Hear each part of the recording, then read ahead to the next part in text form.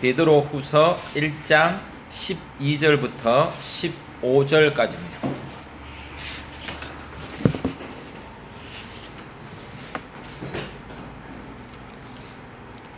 네, 말씀을 함께 읽도록 하겠습니다. 시작. 그러므로 너희가 이것을 알고 이미 있는 진리에 서 있으나 내가 항상 너희에게 생각나게 하려 하노라. 내가 이 장막에 있을 동안에 너희를 일깨워 생각나게 함이 옳은 줄로 여기노니 이는 우리 주 예수 그리스도께서 내게 지시하신 같이 나도 나의 장막을 벗어날 것이 임박한 줄을 알미라. 내가 힘써 너희로 하여금 내가 떠난 후에라도 어느 때나 이런 것을 생각나게 하려 하노라. 아멘.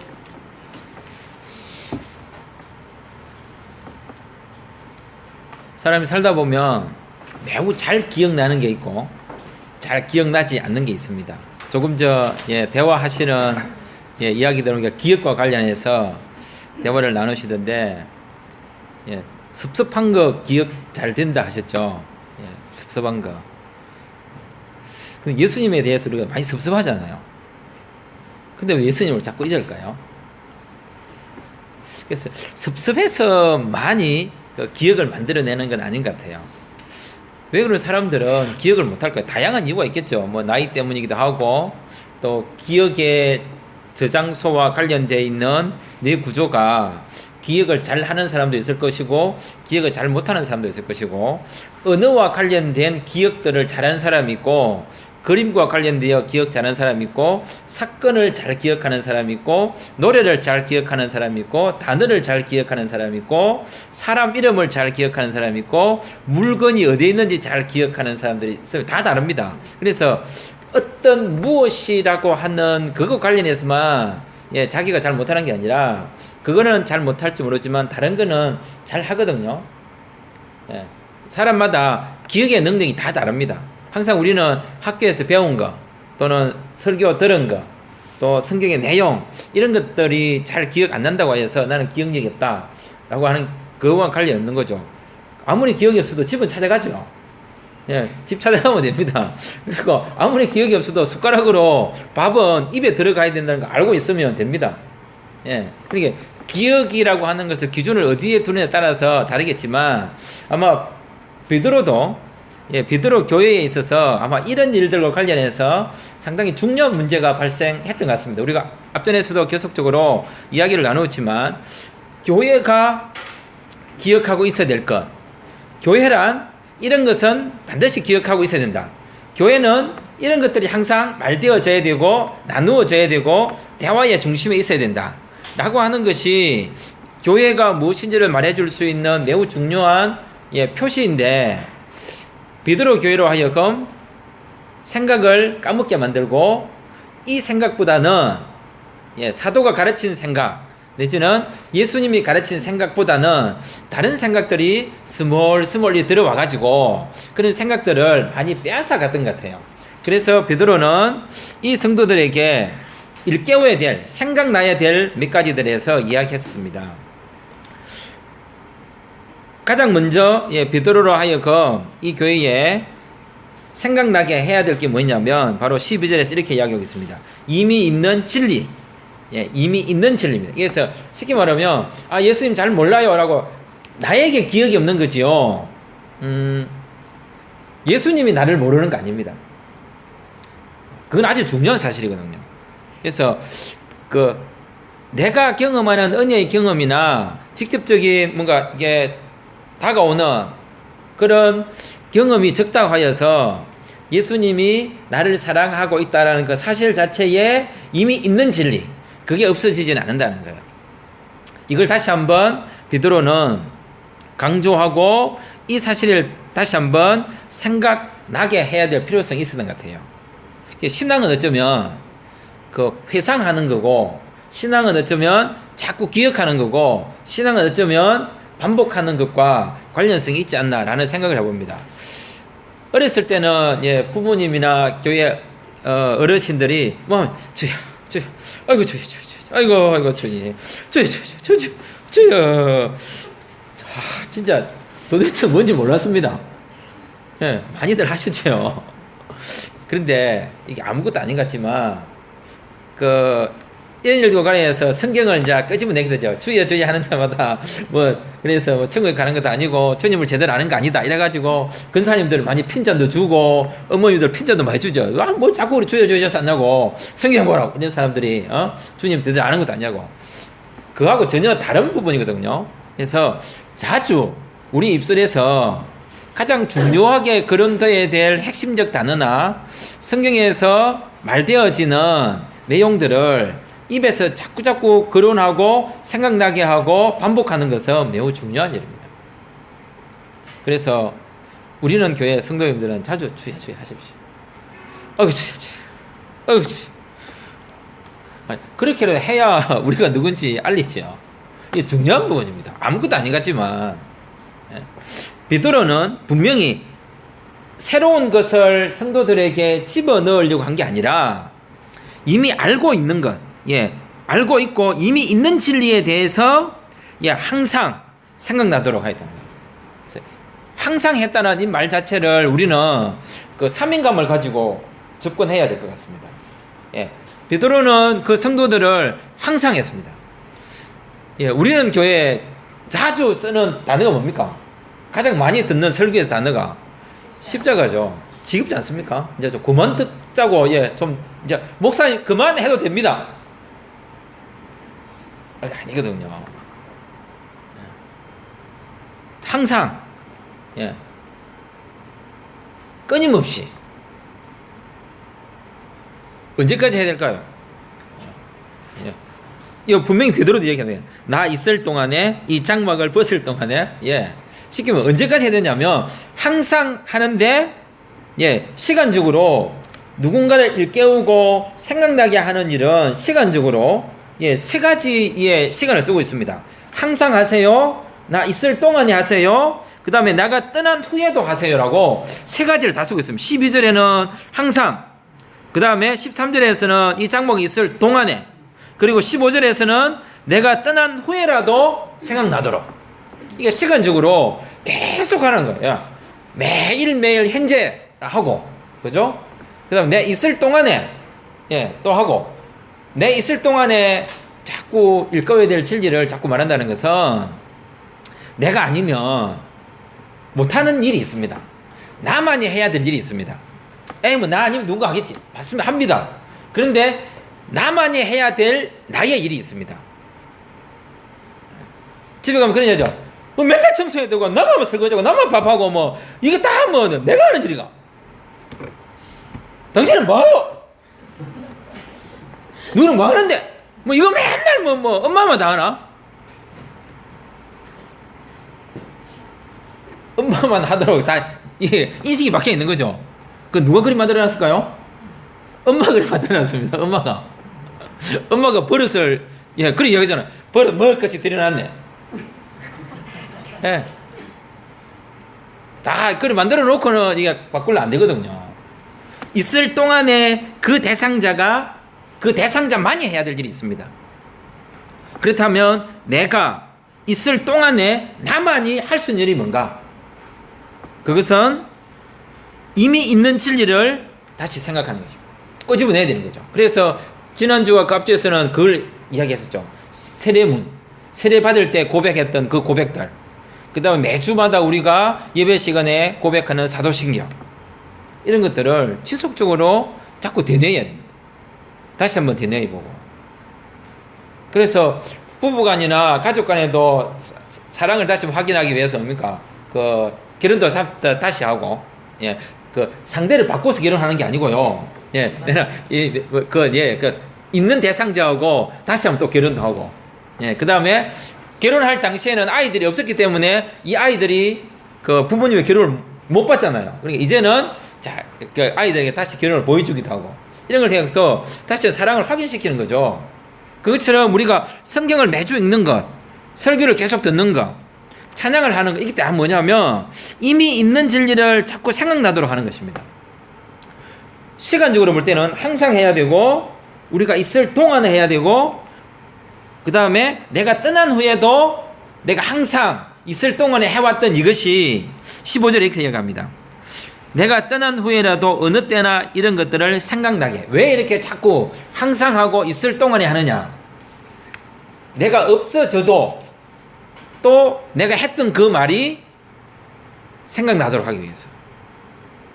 이건 아주 중요한 일이거든요. 그래서 신앙교육을 하는 이유가 여기 있습니다. 신앙교육이라는 것은 부모가 자녀에게만 하는 게 신앙교육이 아니고요. 굳이 그 부모 자녀에 의하여서 이루어지는 그 혈육적 교육에 자꾸 이게 교육이라고 하는 것을 신앙교육을 한정시켜서는 안 됩니다. 여기서 말하는 신앙교육이란 확대된 과정이고, 그 다음에 나에 대한 교육이고, 너에 대한 교육이고, 세상 전체에 대한 교육입니다. 예. 근데 우리는 이게 뭐 교육 이야기하면 항상 이게 교회 학교에서의 뭐 아동들, 청소년들 이렇게 가고, 그 다음에 교육하면 가정에서는 꼭 이게 부모, 자녀, 뭐 3대 이것만 생각하는데 그걸 넘어서야 됩니다. 그걸 넘어서지 못하면 그 교육의 가지고 있는 근본적인 목적 자체가 훼손될 가능성이 많습니다.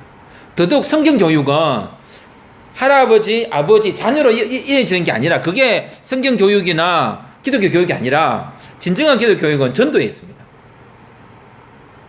내 자신에게는 지속적으로 자신의 신앙 고백을 하고, 내가 그 신앙 고백을 되뇌어 회상하는 것처럼 누군가도 그 회상 가운데 참여하도록 하고, 참여된 나와 너가 연합하여 함께 거룩한 하나님의 공동체를 확장시켜가는 것이 회상의 진정한 교육적 목적입니다.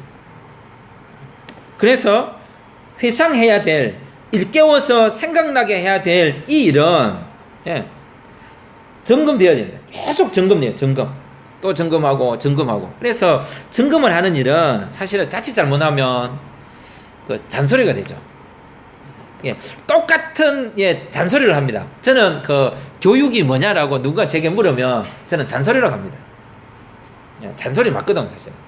끝없는 잔소리입니다. 그런데 어떤 누군가의 잔소리는요, 이게 잘 박힌 목과 같이 잘 박히고요, 좋은 땅에 뿌려진 씨앗처럼요, 자기의 씨앗이 되어서 자라게 하는데, 어떤 누군가의 잔소리는 진짜 잔소리 같아요. 왜 그럴까요?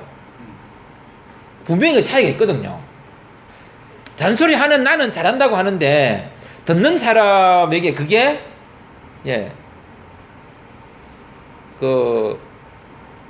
꼭 해야 될 말, 내지는 생명성이 있는, 그 사람에게 도움되는 말로 전달되는 게 아니라, 이게 듣고 흘려버려야 되는, 차라리 그냥 처음부터 안 들었으면 좋았을 법한, 그 다음에 말하는 사람도 말 안 했으면 더 나았을 법한 그런 내용이 되어버릴 가능성이 높습니다. 항상 있을 동안에 지속적으로 뭔가를 일깨우고 생각나게 하는 일이 왜 잔소리가 되고 궁시렁거리는 소리가 되고 소음이 될 수밖에 없는가? 이렇게 하면 우리는 그 대상자들을 항상 책임을 돌리죠. 들을 준비가 안 되어 있다. 또는 듣는 사람들이 완악하다. 저 다 멸망하는 자식들이야. 말세가 되니까 안 들으려는 거야. 라고 다 책임을 돌립니다. 야, 말세. 그러니까 교회도 안 오고 복음도 안 듣고 사람들이 다 등을 돌리네. 그 일은 예수님이 오셨을 때도 그렇고요, 노아 홍수가 날 때도 그랬고요, 늘 그랬습니다. 이 시대에만 특별히 더 그런 게 아니라는 거죠. 원래 그런 사람을 나쁜 놈이야 라고 말할 필요가 없는데, 원래 나쁜 사람은 나쁜 사람이에요. 그래서 나쁜 사람이 더 나빠졌구나 라고 평가할 필요가 없는 거죠. 악한 세상에서, 어두운 강한 세상에서 우리가 지속적으로 내 자신에게 항상 일깨우고 너에게 항상 일깨워서 세상 전체에게 하나님의 진리가 일깨워지도록, 그냥 잔소리나 궁시렁거리는 소리나 소음이 되지 않도록 하기 위해서 우리가 어떻게 해야 될 것인가? 이게 우리에게 주어져 있는 과제입니다. 각자에게 주어져 있는 과제이고요. 왜냐하면 각자가 만나는 사람이 다르고, 각자가 살아가는 삶의 생활의 터전이 다르고, 각자의 환경이 다 다르기 때문에 이것은 각자가 하나님 앞에서 내가 하는 이 말이 내 자신을 일깨울 뿐만 아니라 누군가에도 일깨워야 되는데, 이 말이 궁시렁거리는 소리, 잔소리, 소음이 되지 않도록 하는 방법이 뭘지, 그럼 기도하셔야 돼요. 지혜를 얻으셔야 돼요. 이건 답이 없는 거죠. 모두에게 주어져 있는 지금 베드로가 하나님의 성령을 통해서 우리에게 하는 말씀입니다. 진리에 서 있으나 서 있는 것으로 끝난 것이 아니라 12절 다시 얘기합니다. 내가 항상 너희에게 생각나게 하라 한다. 예수를 믿었다 이것으로 이제 끝나는 게 아니란 말이죠. 또 반복하고 또 반복하고 그럴 수밖에 없는 이유는 잊어먹게 하는 일이, 섭섭하게 하는 일이, 까먹게 하는 일이, 건망을 생기게 하는 일이 자꾸 생긴단 말이에요. 그래서 자꾸 생각나게 해야 되고, 또 하나는 뭐냐면 왜 자꾸 생각나게 하냐, 이게 바로 사랑이기 때문입니다. 생각나게 하는 이게 사랑입니다. 그래서 한 나라의 역사를 자꾸 반복하여 교육하는 이유가 뭡니까? 그 나라를 사랑하는 일이거든요. 역사가 없는 민족은 미래가 없고, 역사가 없는 민족은 망할 수밖에 없다라고 하는 그 이유가 뭐겠습니까? 자기 땅의 역사를 자꾸 되뇌어 자신들의 출발점이 뭔지를 기억하게 하는 거죠. 이스라엘 백성들이 출애굽할 때에 지속적으로 하나님이 그들과 동행했다는 사실을 알게 하기 위하여 지성소 안에 아론의 쌍난 지팡이, 그 다음에 만나, 십계명, 이걸 넣어놓아서 계속 반복하게 하는 거죠. 되뇌게 하고, 안식일을 보내는 이유도 구원의 하나님을 되뇌이고 창조의 하나님을 되뇌이고, 희년을 보낼 때도 모든 절기마다 하나님이 그들과 어떻게 했는지를 되뇌일 수 있는 기념일들이거든요. 그것처럼 다시 생각나게 하는 이것은 구원의 고백을 하고 점검하는 것일 뿐만 아니라, 왜 점검하고 고백하게 하고 다시 생각나게 하느냐, 이것은 사랑 때문입니다. 사랑하기 때문에. 다른 건 다 잃어버려도 사랑을 잃어서는 안 되기 때문에. 그래서 시간적으로 볼 때는 아까 항상 했고, 있을 동안에 했고, 또 그 다음에 항상과 있을 동안이 내가 없는 후에라도 계속 이어지도록 하기 위해서 일깨우고 생각나게 하는 일을 시간성으로 해야 되는 거예요. 그럼 이 일깨우고 생각나게 하는 대상은 누구냐? 그거 바로 스스로 자기 자신에게, 내 자신이 고백해야 되고, 그 다음에 누군가에게 해야 되고, 그 다음에 사회에게 해야 됩니다. 결국 이것은 일깨우게 하는 일은 책임감이 있는 일입니다. 이 일깨우는 일이 안 될 때 뭐 하는 거죠? 의에 대하여, 진리에 대하여, 심판에 대하여, 예수님에 대하여 알 수 있도록 성경을 읽고, 그 다음에 성령 하나님께 간구하여 기억나도록 해달라고 하는 거죠. 사실은 일깨우는 이 일은 자기 자신을 하기는 어쩌면 또 쉬워요. 누군가 그렇게 이야기하죠. 자신을 가르치기가 제일 힘들다 하지만, 뭐 어쩌면 또 자신을 가르치기가 제일 쉬울 수도 있습니다. 누군가에게 내가 알고 있는 신앙적 고백의 일을 말한다는 것이 꼭 이게 전체 하는 것 같고, 내가 또 좀 알기 때문에 누군가를 가르치는 것 같고, 내가 좀 더 많이 연구하고 성경을 보았고 뭔가 배움이 있기 때문에 누군가를 가르치는 듯한 느낌이 될 수 있기 때문에 이게 더 힘든 일일 수 있습니다. 지가 뭔데? 니는 잘해라. 니는 뭐 신앙 고백 똑바로 하나? 그렇게 공격 들어오거나 질문 들어오면 움츠릴 수밖에 없거든요. 그래서 나를 돌봐야 되구나. 나도 준비가 안 됐는데 어떻게 말해? 이거는 좋은 말 같지만요, 또 다르게 하면 저는 이걸 심각한 사단의 유혹이라고 봅니다. 너를 돌봐. 네 안을 들여봐. 네 자신도 제대로 되지 않으면서 왜 남을 하려고 해요? 그거는 이 사람과 관계 짓지 말라는 거죠.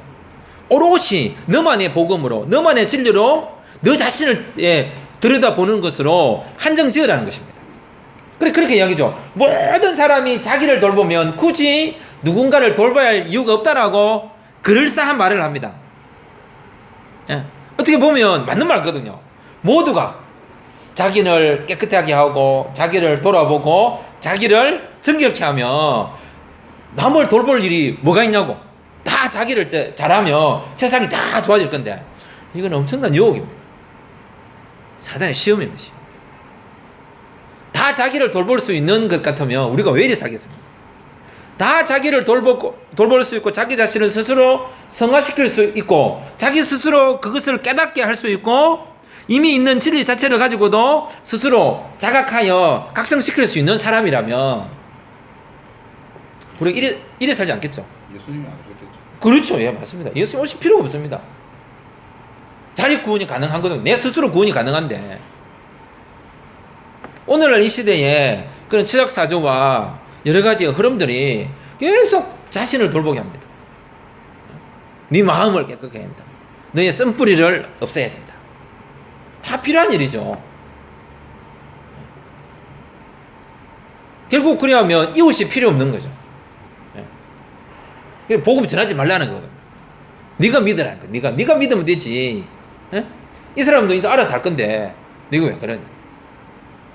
근데 성경은 베드로 자체도 무슨 이야기를 하고 있냐면 항상 내가 너희를 일깨워서 생각나게 하는 일이 왜 이렇게 하느냐 이유를 이야기합니다. 13절에 내가 이 장막에 있을 동안에 너희를 일깨워 생각나게 하는 일이 왜 하느냐. 이게 옳은 일이기 때문에 옳은 일.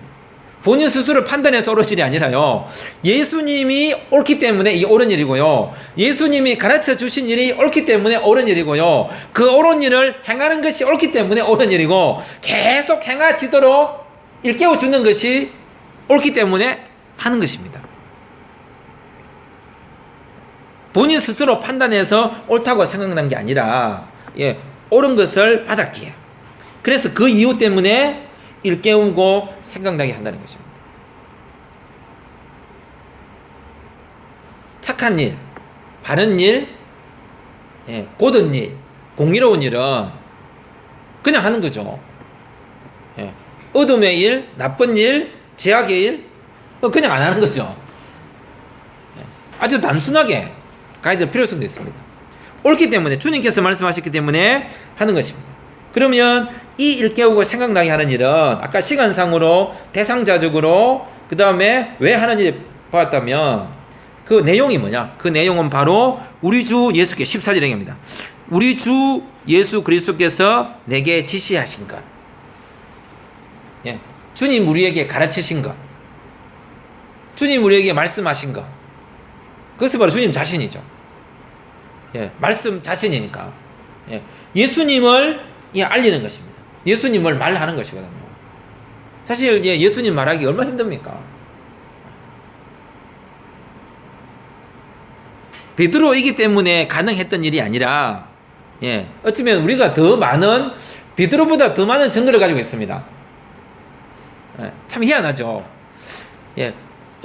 이런 이야기가 성경을 보면서 초대교회 역사를 보면서 베드로는 한 번에 설교할 때 3,000명이 회개하고 이랬다거든요.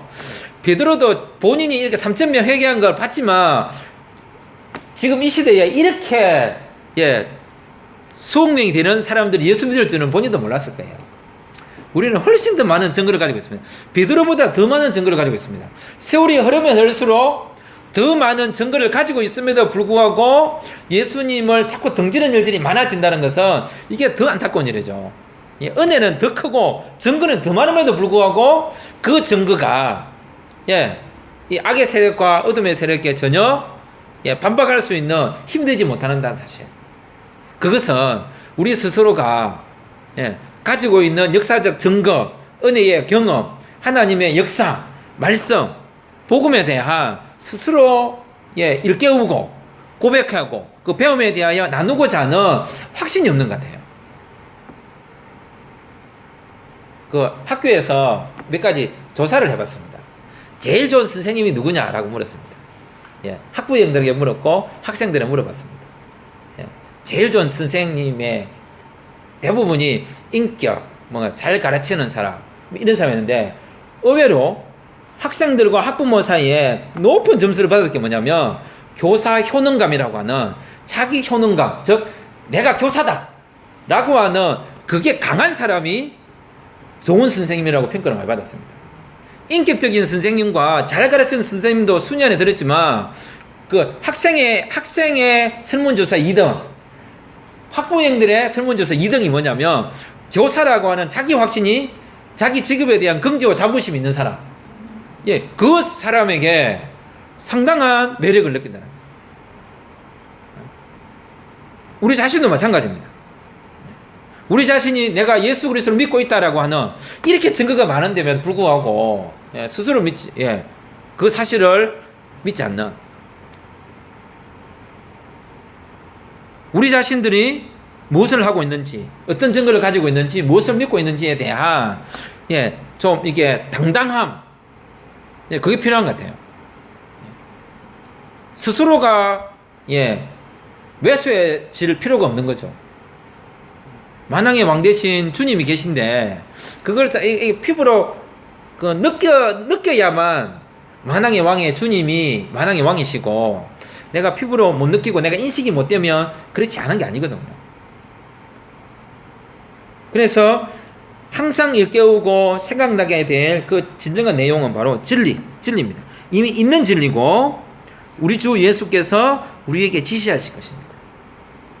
그것을 자꾸 일깨우고 생각나게 돼요. 그래서 이게 말해야 됩니다.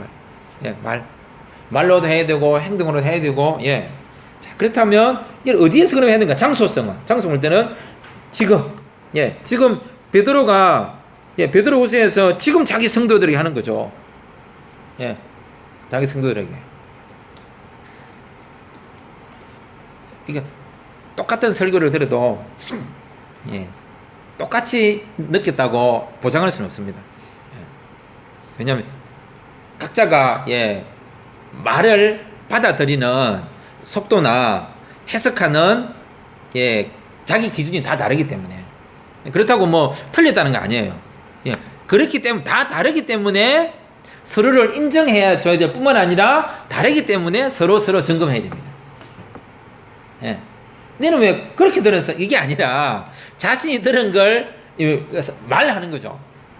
예. 그걸 뭐라 하죠? 이게 간정 내지는 나눔이라고 하죠. 이 가르치는 게 아니거든요. 설교를 듣고 말씀을 들은 걸, 자기 깨달은 걸 이 사람을 가르치는 게 아니라 내가 성경을 읽고 묵상한 거, 예, 그걸 이야기하는 거예요. 그냥 쭉 이야기하다 보면 상대방은 그냥 듣겠죠. 그걸 듣고 저 사람은 저렇게 생각했네. 저렇게도 볼 수 있겠네. 저 사람은 저 은혜를 자신의 삶 속에 이렇게 적용했네. 그러면 나도 저렇게 해볼 수 있겠다. 저렇게 하면 안 되는 줄 아는데 저렇게도 가능하네. 라는 사실을 여러 가지로 예, 묶어가지고 자기 걸 만들 수 있는 거죠. 많이 나누면 많이 나올수록 예, 다양한 예수님의 색깔이 많이 나오는 거죠. 예. 말하는 사람이 한 사람이면 그 한 가지 색깔만 나올 거예요. 그런데 더 많은 사람이 예, 예배 시간에 들었던 설교를 이야기하면 더 많은 색깔이 나오는 거죠. 그러면 예수님이 더 풍성해질 수밖에 없습니다. 이게 바로 우리가 예, 장소성과 관련하여 예수님을 생각하고 일깨우는 일의 중요성입니다. 지금 베드로는 그 일을 하고 있는 거거든요.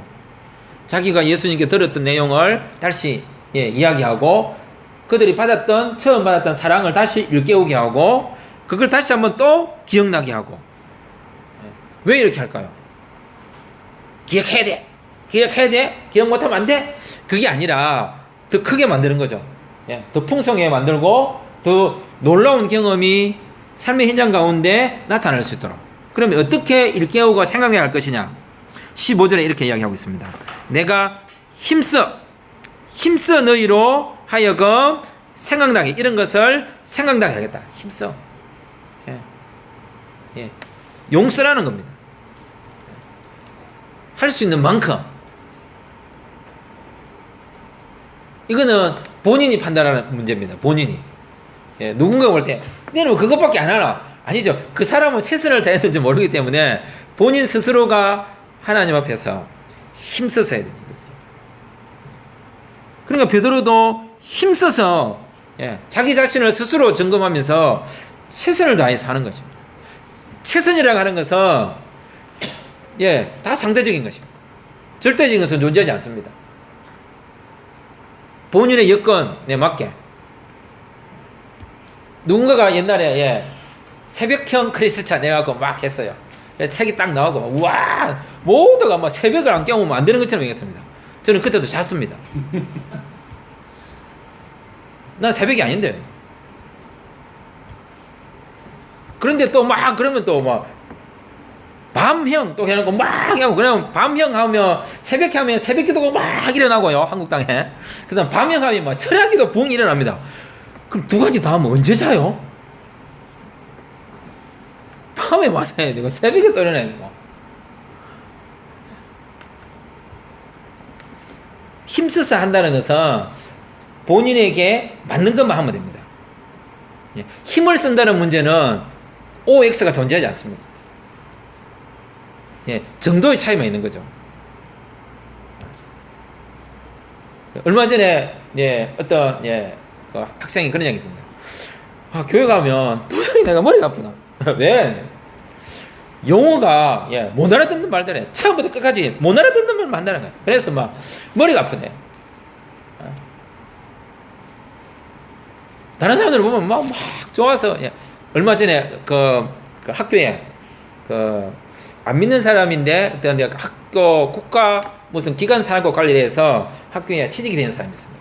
그래 그 사람하고 이렇게 해갖고 어떻게 해가지고 이제 교회를 한번 가보기로 해가지고 집 가까운데 누가 소개해가지고 갔는가 봐요.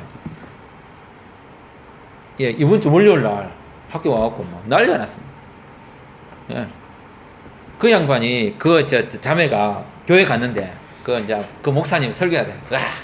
뭐 어떤 교회들은 소송하고 싸우고 막 다투고 막 빼앗고 하는데 우리 교회는 그런 것이 없어 너무 좋습니다.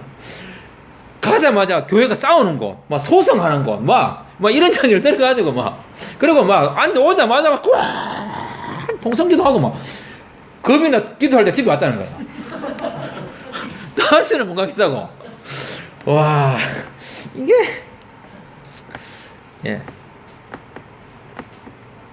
우리가 생각해야 됩니다.